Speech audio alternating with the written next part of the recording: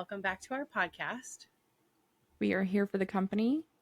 I am Gloria. And I'm Karin. And we sit down once a week, talk about whatever we want, from true crime, problematic behavior, crazy things going on in the world. Crazy people.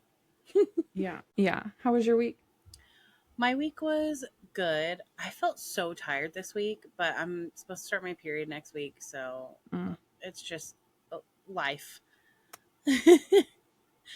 That's good that you're supposed to start your period, though, because mine is the next week. Yeah.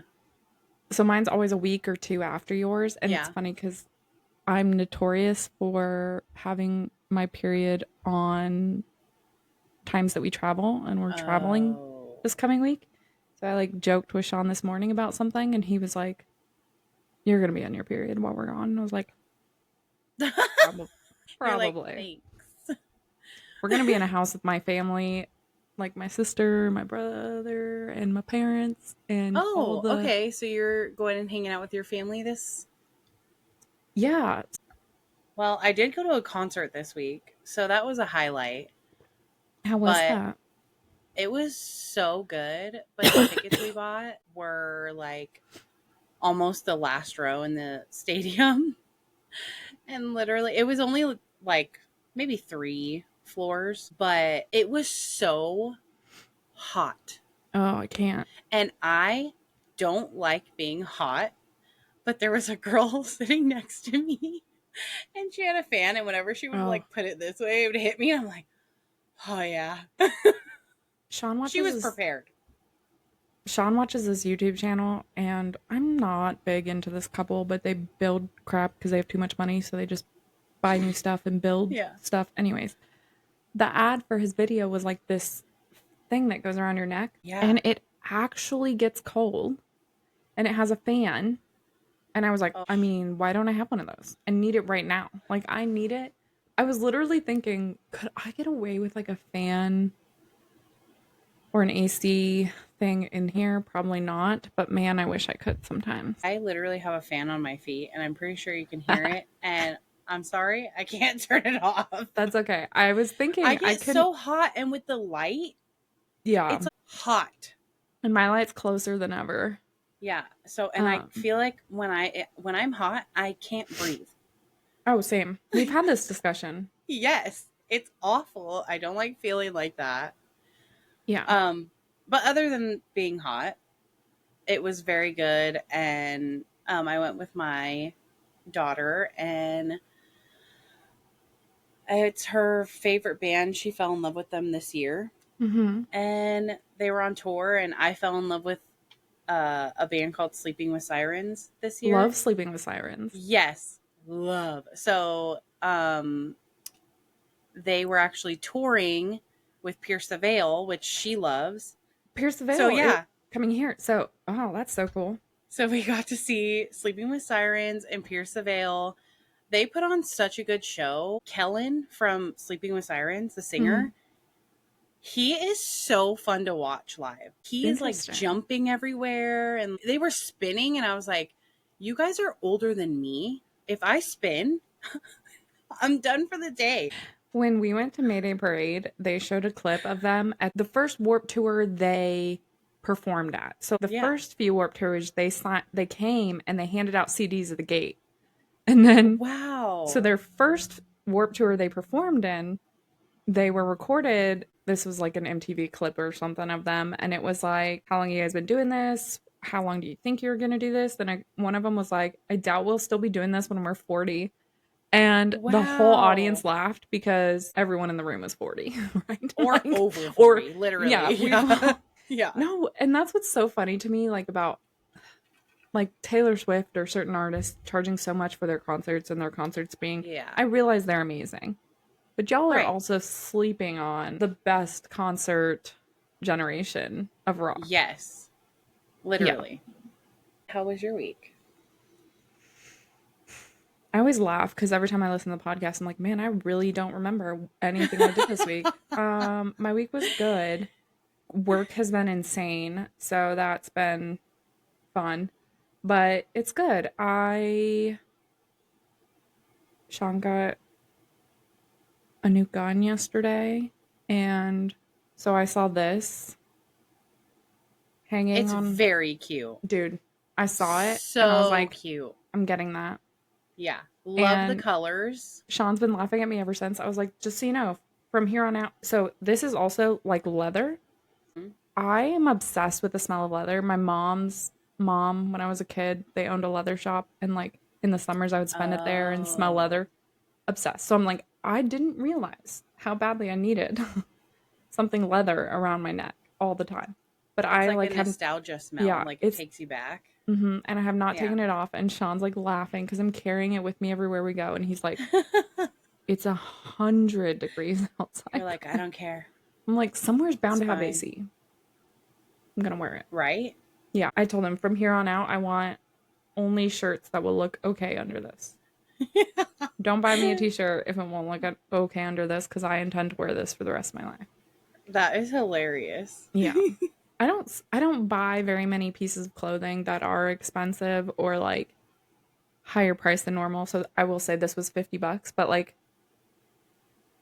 I might go back and get another one Yeah. and just wear these for the rest of my life. I'll be like 70, you'll see me wearing these. Right? Yeah, I love it. It's so cute. Thank you. But yeah, other than that, oh, he got a text on Thursday. It said, "Hey, will you stand in for our softball team on Friday night?" And he was like, "Sure." He's like, "You guys need to come to the softball game with me." It actually ended up being really great. I met the pastor's wife and like really connected with her. Sean was playing catcher, and like third inning in, a ball came off the bat like a foul ball and hit him clear in the lip. I was like, "Man, you got a free lip job." I bet that hurt so bad. He said his Oh, teeth hurt, I could everything not hurt. imagine. The pastor's wife was like, "Do you need to go check on him?" And I was like, "He's fine." And so later on, I said, "Are you sad that I didn't react more? I could have come onto the field and been like, 'Are you okay, baby?'" He's like, "I would have died where I was standing if you had come onto the field." And then as we were leaving, he looks at me and he goes, "That last time around the bases, I'm pretty sure I pulled my hamstring." And I was like, "Bro," You're like, because no more sports for you. yeah, for our We're done. listeners, 2 years ago, my husband playing basketball on his lunch break tore his Achilles. And it was so bad that they literally couldn't do surgery. Really? And if you didn't know, if you don't have surgery, an Achilles tear is like a full year recovery. And the weekend after he did that, I was supposed to go to Chicago for an engagement session. And I sure did go. I bought him a scooter and I was like, "You can figure it out." I Like, here gotta you go, go. buddy. Mm-hmm. We got to keep this train a moving. All Yeah. right. I got money to make. Right. Yeah. That So is so funny. All mm-hmm. right. Should we jump into our topic today? Let's do it. I'm excited because my cousin Jordan is always like, "Are you guys going to cover Kohberger?" I know. Let's It's a do it. big case. It is a big case. It's funny because it didn't have to be a big case. No. But I feel like his lawyers have just filed which they have to do. It's their job, but Right. they have done everything under the sun to try and get this to not be a case. Yeah.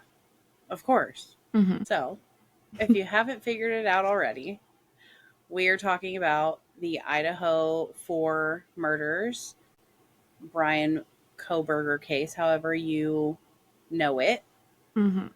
Um, this happened back in 2022, which is so crazy. It always blows my mind how long court takes, or even how long it takes to get to a place where you're getting a trial. I told Sean, I said, "Dude, this was almost 4 years ago." Bro, it happened the same year of John O'Keefe. Isn't that wild? Yeah, it kind of makes sense though that they both went to trial. Well, no, because she went to trial. She went to trial previously in Yeah, 2024. but she waived. So he did not waive speedy trial. So we all have a right to a speedy trial. He Right. waived speedy trial, and that's kind of been an argument they've had in court is, okay, I waived speedy trial. Why is the death penalty still on the Oh. Well, um I think it's so heinous. That's why the death penalty is still on the table. yes. On November 13th, 2022, four University of Idaho students, Madison, Kaylee, Xana, and Ethan, were found stabbed to death in their off-campus house in Moscow, Idaho. The scene was described as blood-soaked.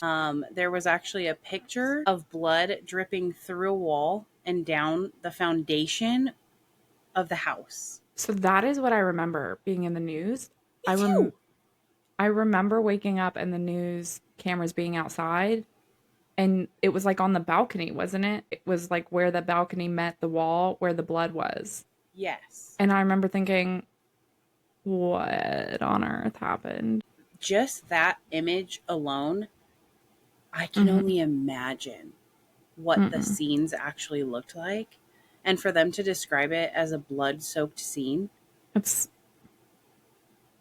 thank God they destroyed the house. See, I feel differently about that though, because the families really wanted it to stand and to be Like a remembered. remembrance. Yeah. Yeah. So the man who owned it donated it to the university to do with whatever they wanted.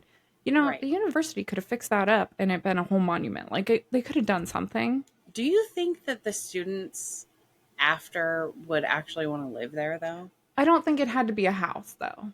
Mm, Like I think they could have made it into hell, in memory of the kids, they could have made it a recovery center or true. like lower income housing for students who couldn't afford it. Like, I think they could have Yeah. done a lot. It could have even been like a safe house or something.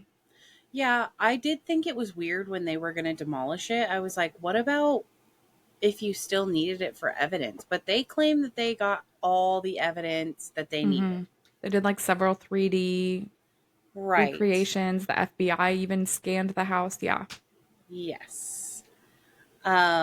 So 48 days later, on December 30th, 2022, cops arrested Bryan Kohberger.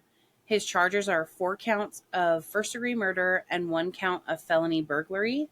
He is facing life in prison or the possibility of death. How do you feel about death penalty? That's hard because I do know there have been so many people. There was even a guy here in Ohio that was wrongfully convicted and put onto death row, and ultimately a couple years ago he was executed even having been exonerated. And so it's like, that sucks. I don't think we should be out here killing people that we know didn't do it. I agree. Like, I think there should be a better process for intervening Mm, for people who we 100% know did it. No problem. yeah. It's just unfortunate too because there's so many cases too that they just want to pin it on somebody. Yeah. Well, then I think So too, it's hard too, because being a Christian, I believe that God can, yeah, I don't I know. know. I know. I've never had to think about it in great length. So, Being a Christian, I think I struggle with the death penalty yeah, a because lot. they still deserve, well, and that's probably where it comes in. Do they deserve? But like when we were reading through Deuteronomy, and Deuteronomy even Yeah. said like there was a city where people who killed people in accidents, though. Like that's where I Yeah. get, like, even the Bible says if you intentionally kill someone with ill or with malice, then Yeah.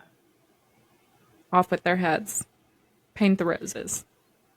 And for this case, I think the question at the back of our mind when we hear stories like this too is like, you always want to know the why. Why did you kill these essentially children, 20 and 21 years old? Your entire life is ahead of you. You haven't even begun No, and to live. if every person listening to our podcast, I'm sure, is at an age where they can think back and thank God we survived. Right. And I actually really struggled listening to stuff about this case because people are like, it's a known party house. And around town, if you talk to people, it's like, oh, yeah, I I know. lived there, or I partied there, or I did this. And I'm like, irrelevant. Right. partygoers deserve to have a good night, like exactly, a and be safe night. safe. Mm-hmm. And it's I funny agree. because the second irrelevant portion of that is this man didn't party there. He wasn't No, invited. no. When it first came out and you heard how gruesome it was or how blood soaked the scene was, did you think that it was someone who didn't know them or you thought it was someone who might know them? I thought for sure it was somebody who knew them. Had to. Yeah, it's like a crime of passion when it's that brutal. Yes, and we always hear like, yeah, it's overkill. And people who do Yeah. overkill are people who knew the victim, Mm-hmm. had deep immense hurt from the victim, Right. and it just blew my mind when they arrested him, which there's been some it's funny, I didn't realize they arrested him so quickly because it felt like a long time.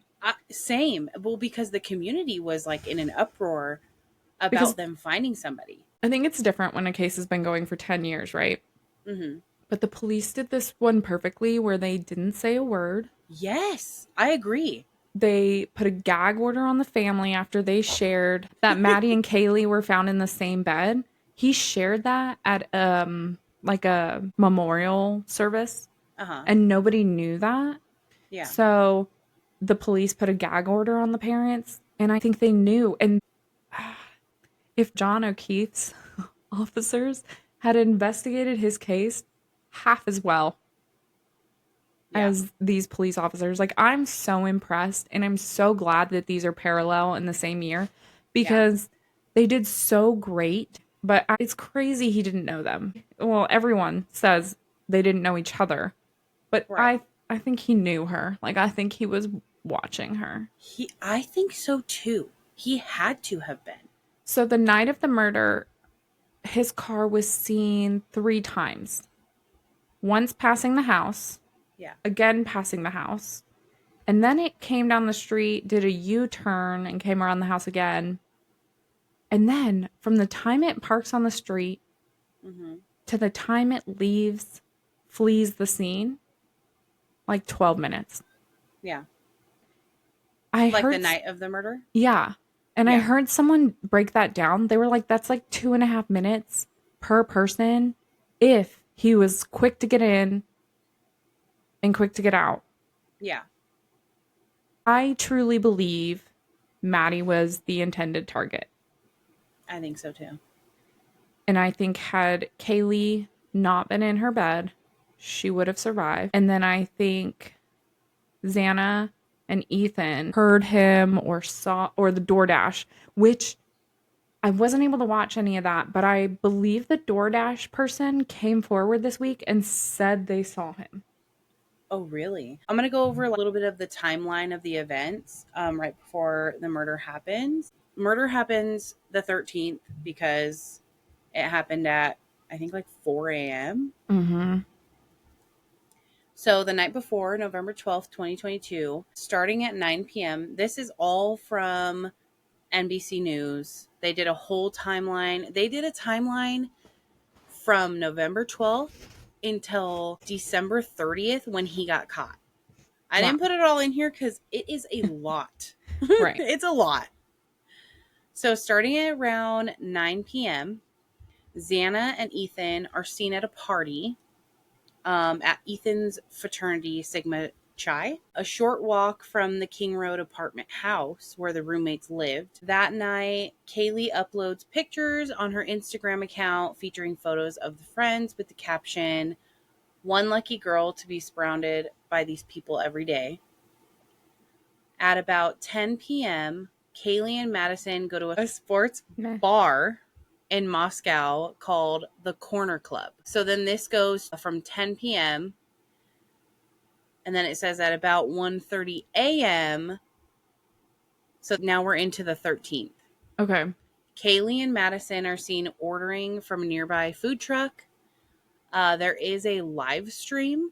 24. Yep. And they're open 24 hours. Crazy. So one thing I did hear Madison's dad say, I believe, Mm-hmm. is that when they first found out everything and they all came to town, yeah, they started just asking people. And when they learned they had gone to that food truck, one of the guys was like, "Oh, that's a good thing because there's a 24-hour stream." And the dad was like, "Sorry, what? What? There's what?" Yeah, they have, and I've seen it pop up since then. Like, I've seen the footage. yeah, So wild. next video, we'll show you guys all the videos and stuff because I do think it's important. Yeah, we wanted to do more especially of the like, ring footage. But this which is just story based. This episode.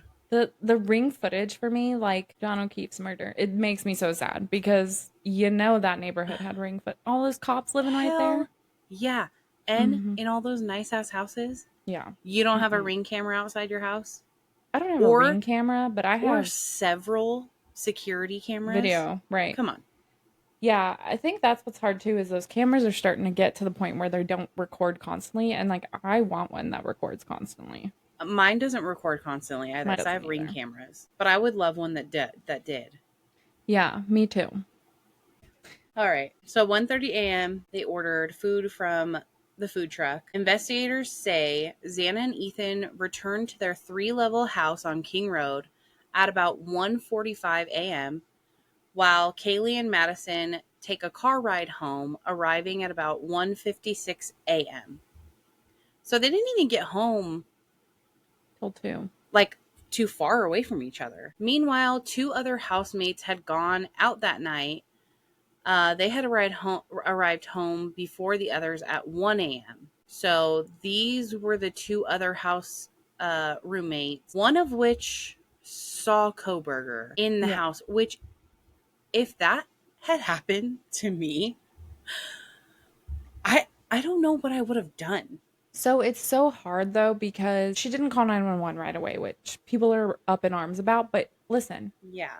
when you live in said party house, like you can't have it both ways. You can't be like, wow, this was a crazy party house and weird shit happened all the time.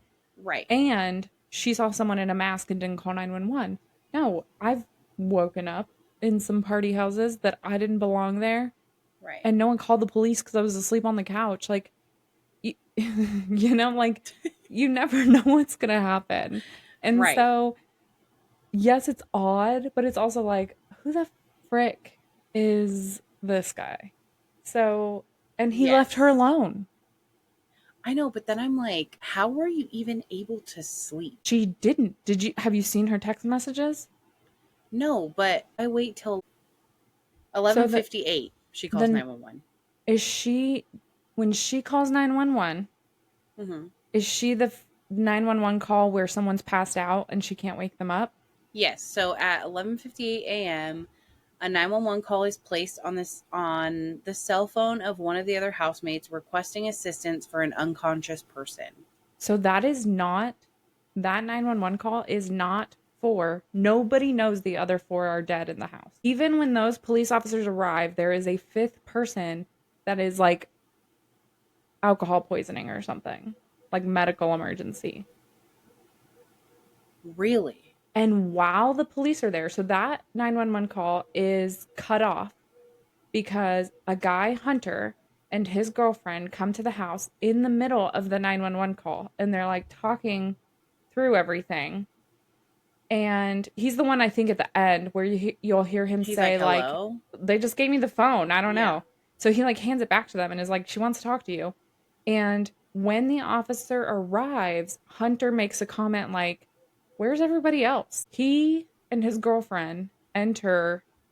Mind you, nobody knows anybody is dead in this house. Mm-hmm. He enters Xana's room, finds Xana and Ethan, and immediately, so there's a portion of the 911 call that cuts off, but the family has heard it, so they've shared this part. He immediately says, everybody turn around and get out. And he tells the police to come in. And so he is technically the only person outside of the police that have seen the scene because he and the parents have said, like, thank you for saving even the parents of the alive victims because they're still victims. I could never. I'd be living in Yeah. my parents' basement for the rest of my life. Yeah. Like after Um, seeing the scene? well, so that's the good thing is they didn't. They Only didn't him. correct. So Hunter did.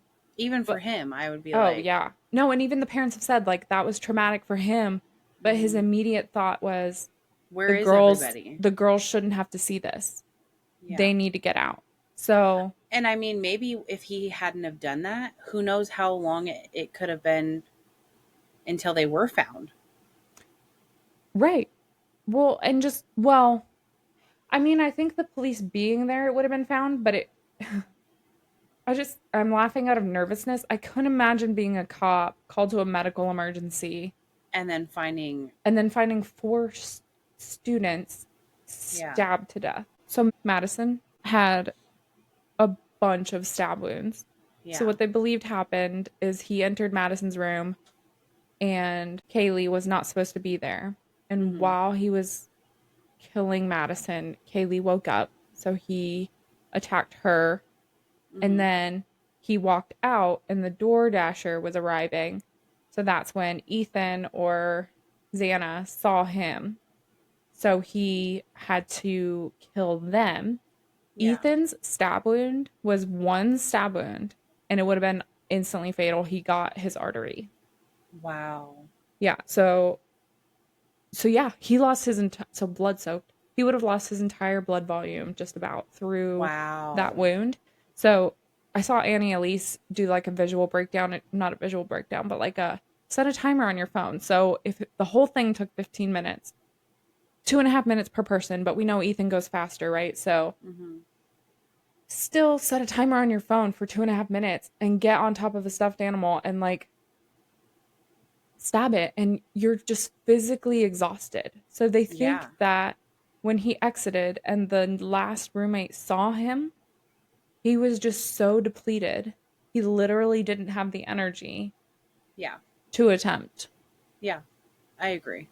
And that's sickening. And I think the fact that she probably didn't act alarmed is probably what saved her because my guess is if whoever saw her, Ethan or Xana, were probably like, "Who the fuck are you?" Yeah, but didn't think anything of it because obviously Right. She was like, there's people in and out a lot. "Okay, what are you doing here? Yeah. Peace. Have a good night." But she did say that she locked herself in her room. Yes. And then there are text messages. So from that moment till like through the whole night, she's texting all of her roommates, being like, "Where are you? Are you back? Come to my room. Run." Like, I wonder too if she thought at that point he hadn't gotten to anyone's room. Right. And she also, I think, could have thought that because nobody was responding, she didn't know that anyone was home. Yeah, and then I also think she was probably drunk. Oh, yes. So that's a whole other like And I don't, element. that's not to be held against her. Like, No, she I'm has not the at all. And she's so freedom. young too. Yeah. I can only No. imagine being so young and something happening like that, especially to your friend. And we have to Yeah. think about fight or flight. Mm-hmm. You know, people are going to react to things differently. I actually Yeah. have a story that I can share. Okay. So this just happened February in Santa Barbara, Okay. and there was a girl that was out to dinner with her friends. She goes to the college out there, and it was Valentine's Day. They all went out to this restaurant. They were all drinking and having a good time. She starts talking to this kid. She's like kissing up on him and Mm-hmm. whatever. They leave the bar together, and then at like 10 something at night, she ends up falling from a balcony and is on the floor with blood all around her. And so somebody calls the ambulance, and she's taken to the hospital, and her parents actually lived in another state. So could you imagine getting that phone call like, "Hey, No. your daughter is on life support." So the Nope. parents actually had to take her off life support. The Mm-hmm. girl was essentially brain dead. How sad is that? 19 years old. You go out and have a party to have a good time. And so I guess they weren't sure what had happened, but there's video of her leaving with this guy. So they had been looking for this guy, I guess, for a long time. Mm-hmm. And recently they put out a flyer online to find the kid. And a bunch of the kid's friends were hitting him up like, bro, this is you. This is you. Like, this is serious. You need to go to the police department and talk to them. Right. So finally, he goes to the police department. Guess how old this kid is? 17. 17 years old. That was truly a guess. I have no idea. He was 17 years old. And he tells the police, listen, I didn't hurt her. I'll tell you everything that happened. I guess he tells them he met her at the restaurant while they were there. Right. She was feeling flirty and kissing on him. And, you know, he was like, oh, okay, yeah, she's beautiful. Like, yeah, whatever. I like this girl. And so he said it got to a point where he realized that she was like gone. She was just so drunk. And he said, you know, I didn't want anything to happen and then for somebody to be like, hey, I got assaulted. Right. So he was like, so I just told her like, hey, I'm not really down with this right now. Do you want me to walk you home? She lived right there. Her dorms were like right there. And he was walking her home and he's like, I didn't know where she lived. So I was following her wherever she was going to go. He said they got to the third floor of this dorm and she knocked on the door and he was like, okay, like I did what I was supposed to do. He's like, I just thought maybe she lost her key and that's why she was knocking. Figured it was her dorm. And he said, I started to walk away. And as I looked back to make sure, like, oh, she got in the door, he said there was a balcony right there. And she had been messing around on the balcony, like having a good time and like laughing. And she was joking about like getting up on the balcony and stuff. And he said all of a sudden she like lost her footing and just went over the balcony and fell. And he said, I went to the balcony and I looked and he said, I saw the blood. I freaked out. I didn't know what to do. I didn't want to be in trouble because I didn't do anything. He's like, so I ran and I left. How sad is that? That's insane. It's sad for both. I feel bad for this kid too, that like he just wanted to get this girl home and it's just so sad too. Like this is not a one-time thing. There are so many college students that, you know, you think you're so invincible at that age. Yeah. Well, like you're just hazing like, parties. Nothing can happen. Yeah. The hazing parties where people get alcohol poisoning and everything. And no one calls the police or no one calls 911. And it's wild. You know, we all make these choices, right? Yeah. And we never think that any choice is going to be our last. Exactly. And stories like this make me take a second thought, like, okay, I need to teach my kids, like, listen, every single choice you make is going to have a different outcome. And one day that outcome could be death. Like, yeah. And truly, like, even for that kid, like, maybe if you find someone you in a bar you meet and you like them, it's okay to get their number and not leave with them. Yeah. Yeah. Yeah. I don't know. But it's, part of it is you don't know till you learn. Yeah, exactly. So, but cases like this definitely make you think and make you more aware of the fact that you need to have these conversations. Right. Well, in this one, right? Like, if we go back to Kohberger, it's like nothing these children's parents could have taught them. Done ever. And when people get mad that the fifth roommate saw him and didn't call 911, right? The parents of the victims that have died have said, if she had called in that moment, it was still too late. Like, her calling then didn't change the outcome in the in the slightest. So, I agree. And I think that's a good way to look at it too, especially if you're going to be angry about some girl. No one deserves to be angry. Like, that's no, like nobody. She owes nobody anything. No, and I agree. Truly, even that night, she didn't know. Yeah, she wasn't a part of it. Yeah, it just blows my mind that people choose things to get angry about. And I mean, the text messages prove that she was trying to alert everybody. Yeah.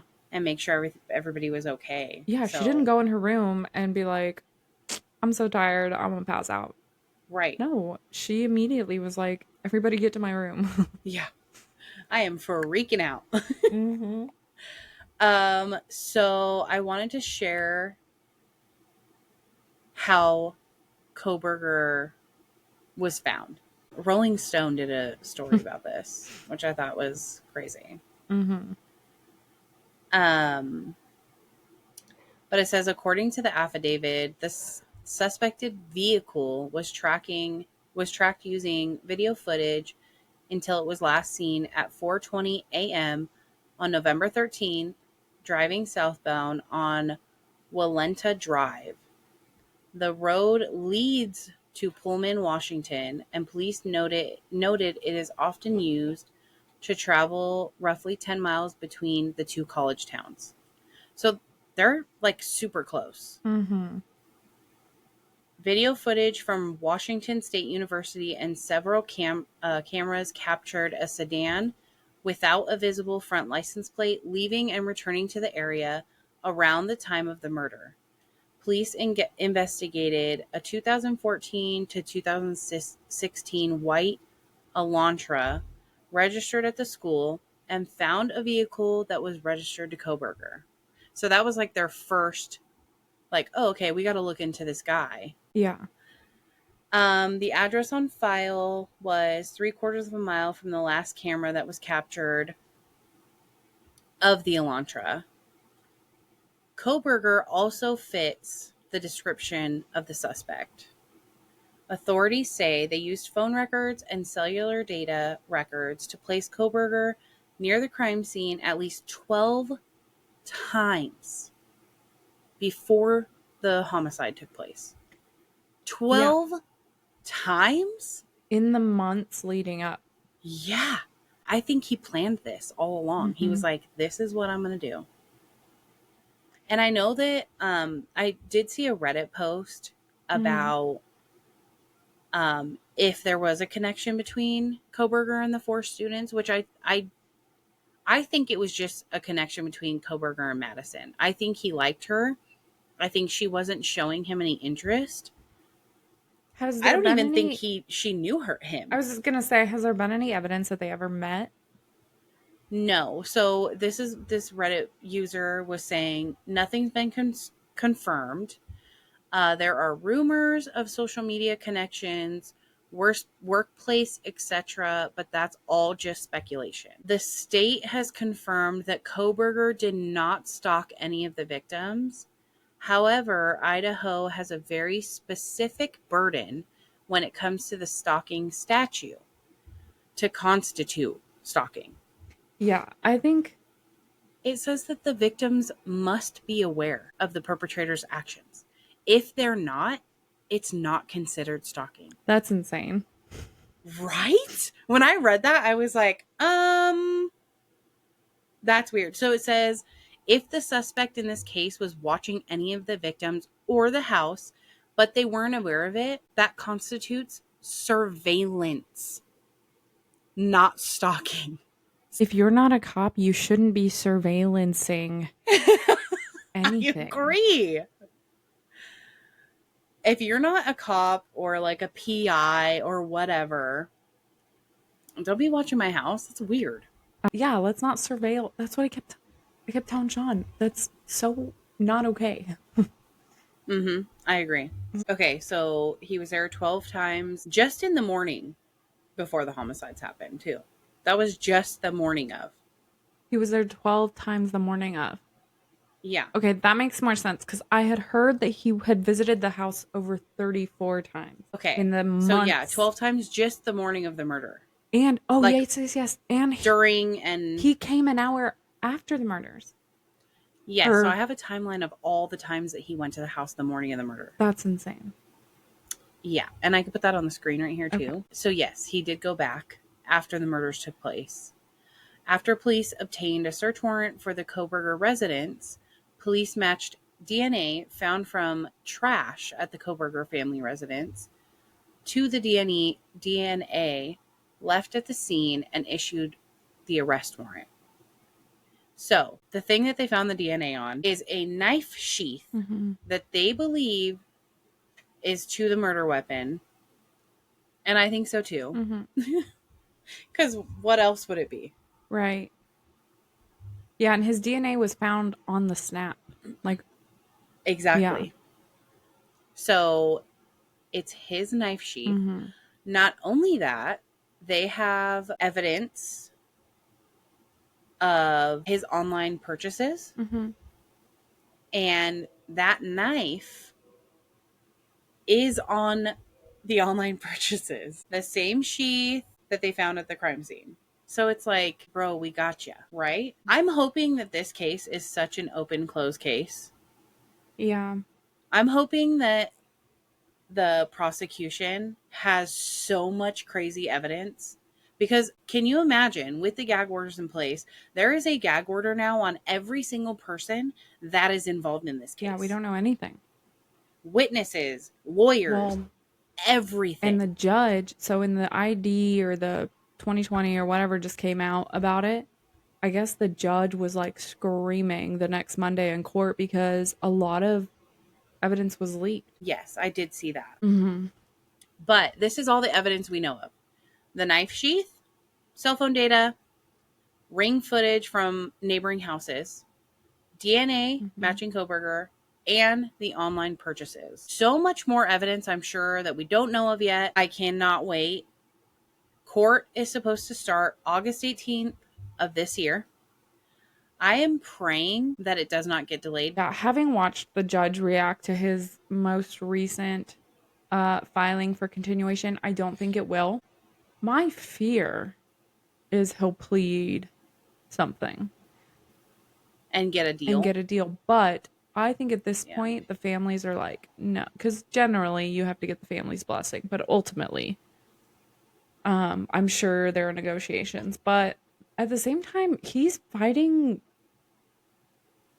for every bit of this. So I'm like, maybe he's like, nah, I'm going down fighting. And he is maintaining his innocence. He swears that he did not kill these 4 kids. Also, what just came out was Kohberger's lawyer offered under seal what they said were 4 different people that could be the real killer of the 4 students. Kohberger's attorneys, who insist he is innocent, did acknowledge that they didn't have enough to pursue that strategy at the trial's outset, and wanted the judge to give them latitude in building that theory when they cross-examined the prosecution's witnesses. The judge rejected the proof they offered as paper-thin at best and entirely irrelevant. Because the defense doesn't have to prove anything. That's not their burden. Yeah. Their burden is to undermine the case that is before the jury.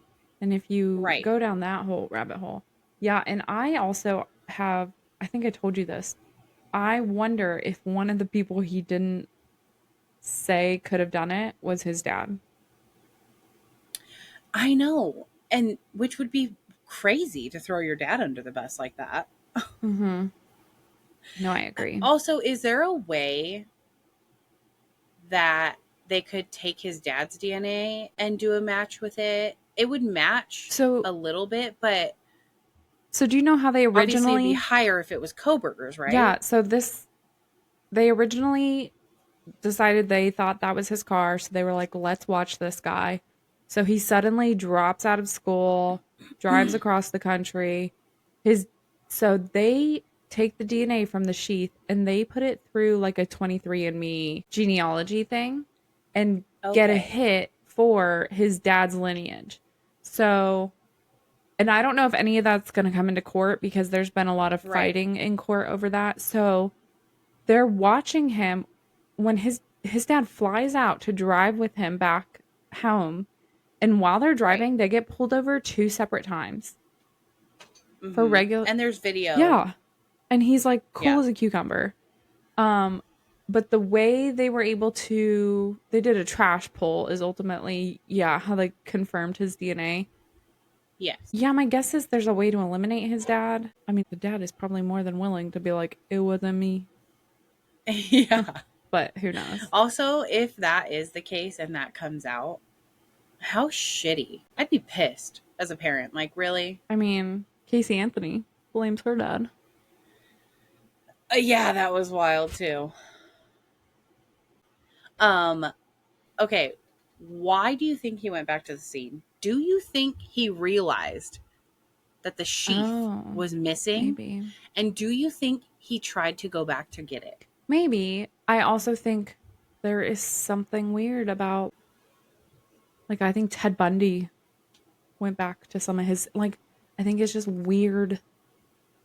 Not weird, because weird murder. Yeah, murder is just like things that happen. I think he wanted to see what they were looking at, or what had been found, or what the outcome was. Like, you never know. He went back at 9:12. Oh, so before the police were ever there.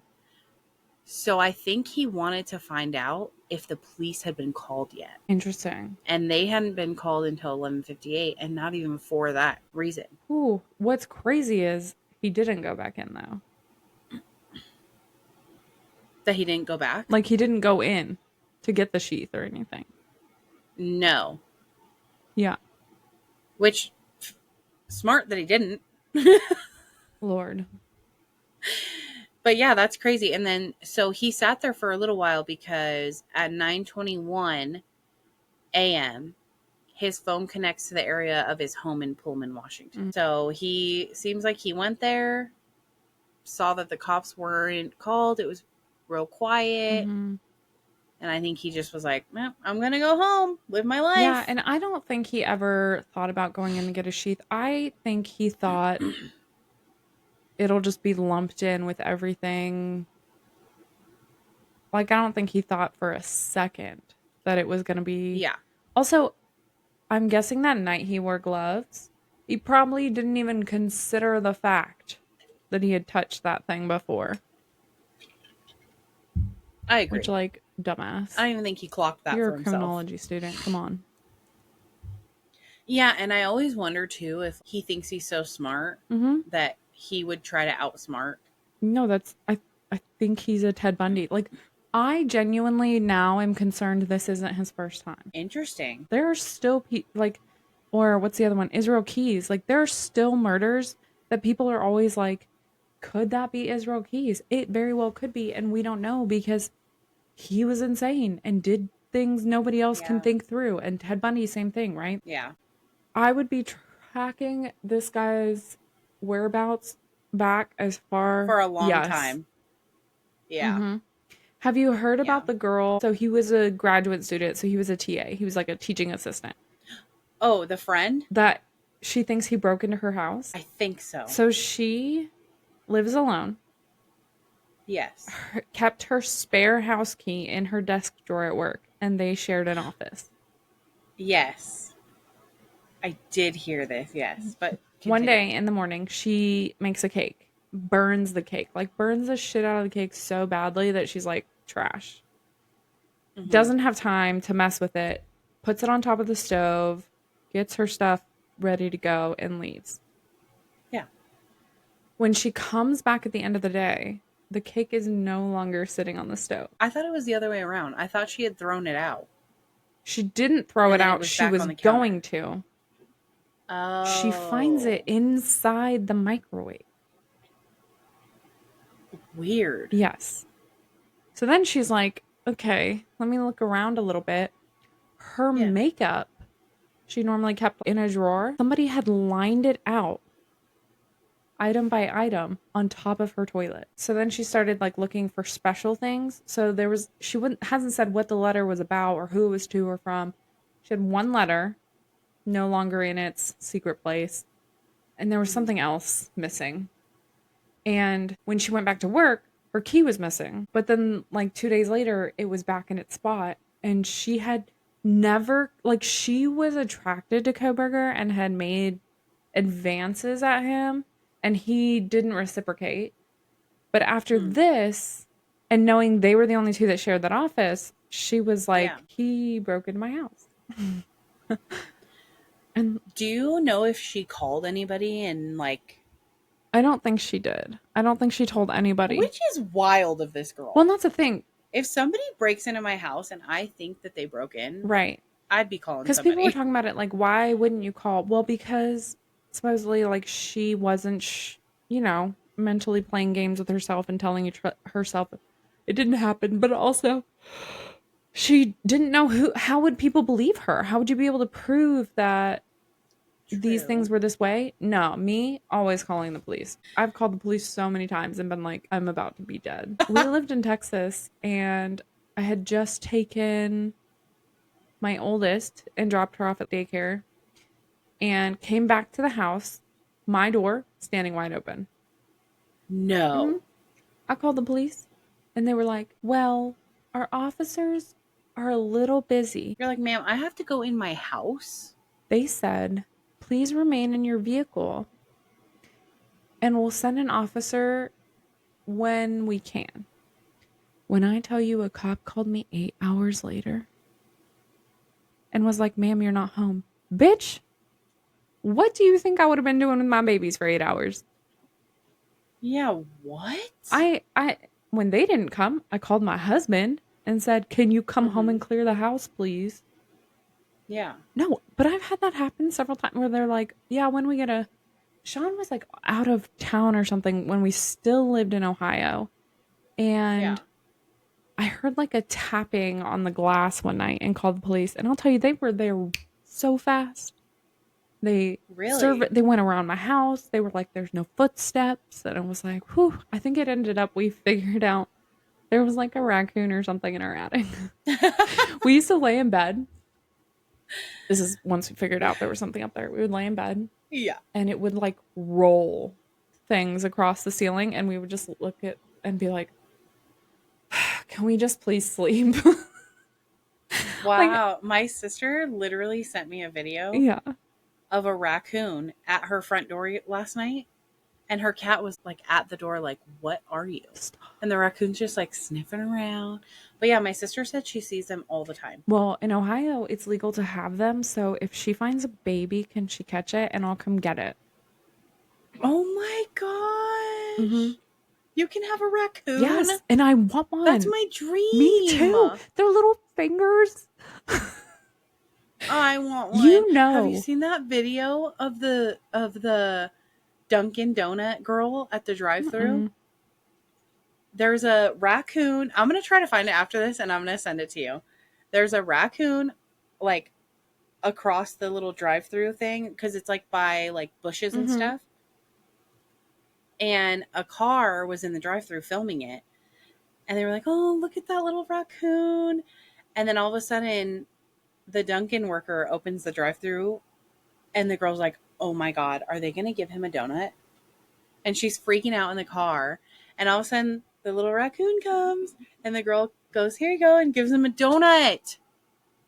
You know. How cute is that? You come home after a hard day, and your little raccoon is sitting there, and you're like, I need a hug. You know they're going to be like, I know. I just need one. Dude, I want one. I want one so bad. I had a ex-boyfriend growing up that he had ferrets. I always wanted a ferret. Me too. Mm-hmm. My dad was like, they stink. Are so cute. Yeah. I know, because essentially I think they're rodents, right? Yeah. And my dad had ferrets growing up, so when I wanted one, he was like, no, they stink. I believe my mom had a skunk. That's my dream too. Because you can have their stinkers removed. Yes. Mm-hmm. So I think we'll do another video before trial starts. Mm-hmm. And we will show Ring camera footage. We can show you guys the video of them ordering food. If there's a DoorDash person interview. Yes. So yeah, we'll find all that stuff for you guys and get that compiled. And then we'll make a video before trial. Trial starts August 18th this year. We will be closely monitoring court as much as we can with our busy lives. Karen Reed was a lot. Sometimes court is just a lot because sometimes it's just so damn boring, and the witnesses are boring sometimes, and then there's like doctors, but hopefully this one I'm sure we'll have like an examiner and stuff, which I think will be interesting. Yes, there will be boring days because they will have to interview all the detectives, but I do think that this one will be more intriguing because nothing's in the media.